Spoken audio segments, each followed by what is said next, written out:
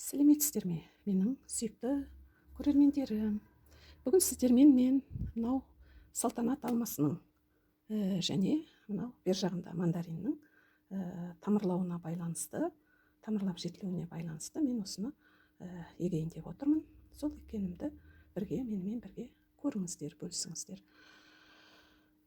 Мына жерде өткенде бір жәшік үйге жеуге салтанат алмасын алғанбыз. Соның ортасындағы мынадай дәндерін жаңағы алып мынадай салфеткаға дымқылдап орап ыдысқа салып қойған болатынбыз. Анда-санда ауа кіргізіп ішіне.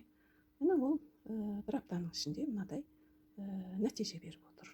Тіпті мына бір дәннің уже жапырағы шыққалы тұр. Қазір анықтап қарайтын болсақ, шетінен жапырағы да шығып қапты. Ал мынау бер жағындағы ол мандарин, жеген жаңағы жемістеріміздің бәрінің дәнін әйтеуір осылай орап қоя береміз. Жаңағы тамырлағаны тамырлап жатады, тамырламай қалғаны жаңағы тастаймыз деген сияқты. Міне осындай бүгін бізде қуанышты күн болып отыр. Қазір сол дәндерді мынау өсіп тұрған мына жерде мандарин емес, лимон, апельсин өсіп тұр. Мына жерлерде де лимон мен апельсиннің дәндері. Мынау жоғарыда тұрған мынау анар ағашы. Анар ағашы кішкене биіктеу, мінекей көрсетуге тырысайық. Мынау анар ағашы, мынау биіктеу, жапырағы да майдалау.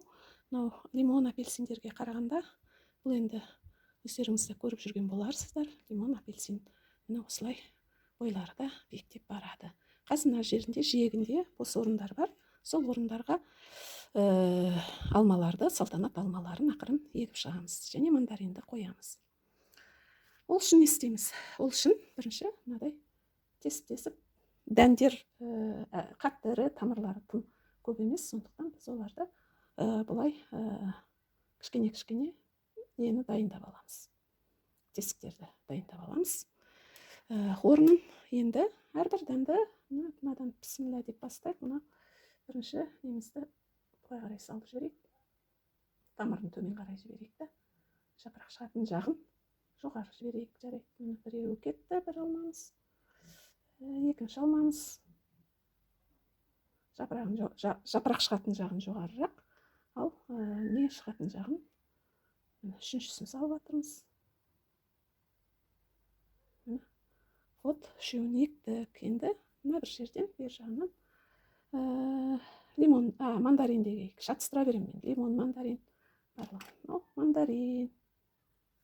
Мұны да жапырақ шығатын жағын жоғары қарай, тамырын төмен қарай жібереміз. Міне, осымен дәндерімізді ектік. Енді оның беттерін ақырын топырақпен жауып жібереміз да, лункаларды. Сосын қар суымен себелеп, ақырындап суарып қоямыз.